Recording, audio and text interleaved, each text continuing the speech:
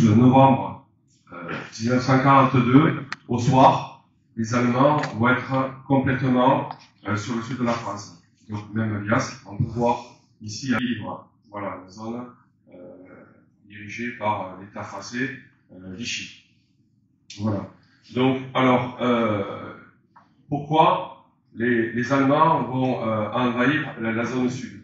Parce que le 8 novembre 1942, les Alliés lancent l'opération Torche, c'est-à-dire qu'ils débarquent en Afrique du Nord, un territoire français, département français, en Algérie.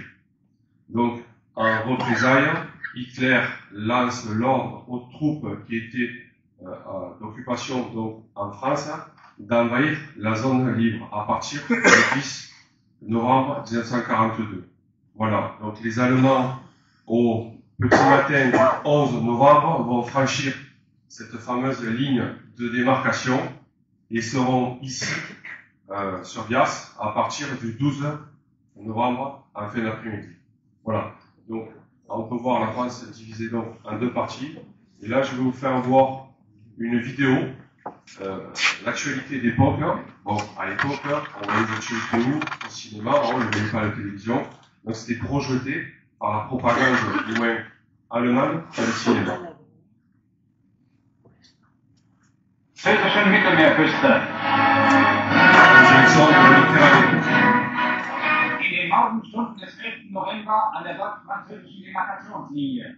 7 Uhr. 7 heures du matin. Auf Befehl des Führers treten deutsche motorisierte Verbände den Marsch durch das unbesetzte Frankreich zur Mittelmeerküste an. Deutschland beantragt. Bien sûr, j'ai des photos comme on voit une Biassoise. Je remercie Georges Jimenez qui m'a donné cette photo, qui est présent parmi nous, qui m'a donné cette photo, mais c'est une Biassoise qui avait pris donc cette photo en souvenir, mais du même pour immortaliser l'occupation et l'allemand. C'est pour ça qu'on voit les Allemands marcher derrière son dos, parce qu'il surtout, il fallait pas prendre l'allemand en photo. C'était interdit. Donc, je me suis spécialisé surtout dans la photo vue par l'occupant. Donc, c'est vrai que j'ai beaucoup de contacts en Allemagne, j'ai beaucoup aussi d'albums d'anciens soldats actuellement en Allemagne, grâce à mes contacts. Voilà. Et moi, ce que je voulais dire, c'est que je suis arrivée à Viers en 1953, j'étais née en 45, et je courais, comme j'étais au Clotte, je courais jusqu'à la Tamarissière, et là, tous les bunkers étaient encore dans un état fabuleux. Et il y avait par exemple, il y avait un bunker qui était juste après le gros qui était sur le Clotte.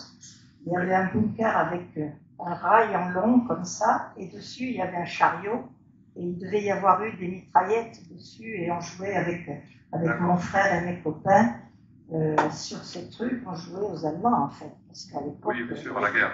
Et on entrait dans tous les bunkers, et c'était fabuleux de voir ça. Je les ai vus entiers.